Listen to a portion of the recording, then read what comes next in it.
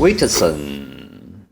Hi guys, Rob from Icebox Auto here, just going to show you today's install, which is on a Vauxhall Vivaro, or if you're further afield, the Opel. Now this fits the 2004, obviously going to be a different shaped dash. Now I will pre-warn you, if you're going to look into buying this system, you do need to do a little bit of modification to the dash behind the screen. So obviously the original dash which sits back here will have like an indentation of plastic going in like that. That will need to be cut out, and also there's a little slight bit of modification to our frame just on behind it.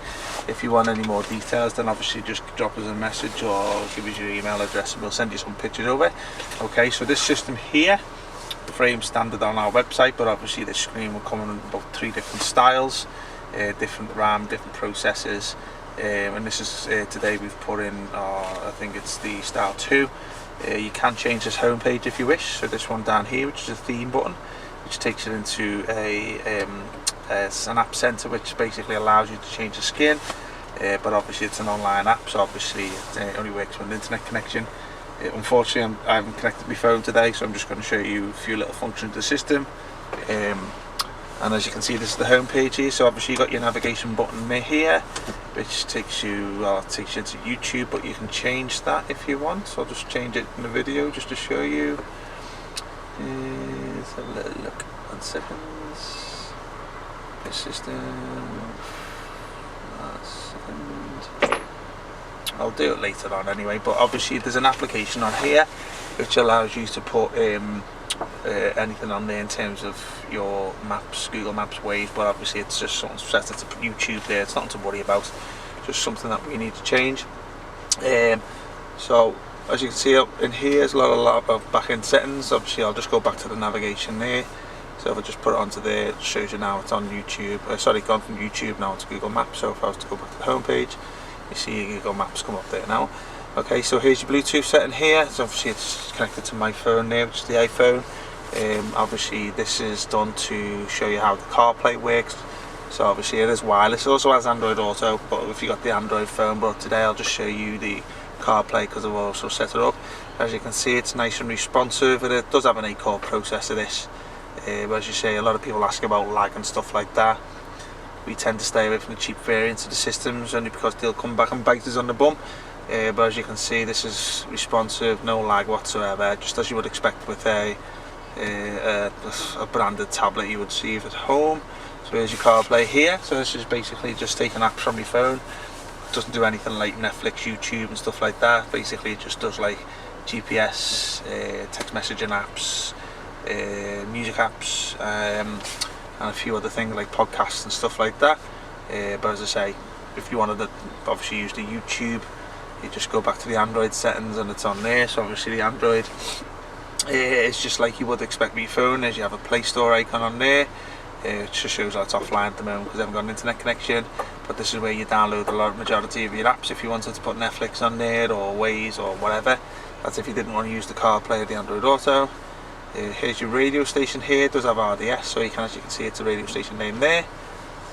It's also got down there obviously the dual lipper with levitating on Radio City, so as you see it's got RDS with names and stuff like that. Going to the application side, CarMate and Do Fun. I haven't really tested them just yet, so I can't tell you much about them. APK installer, if you want to put any apps on there which are not on the Play Store, like the download that have to put your IPTV on, you can do it through there.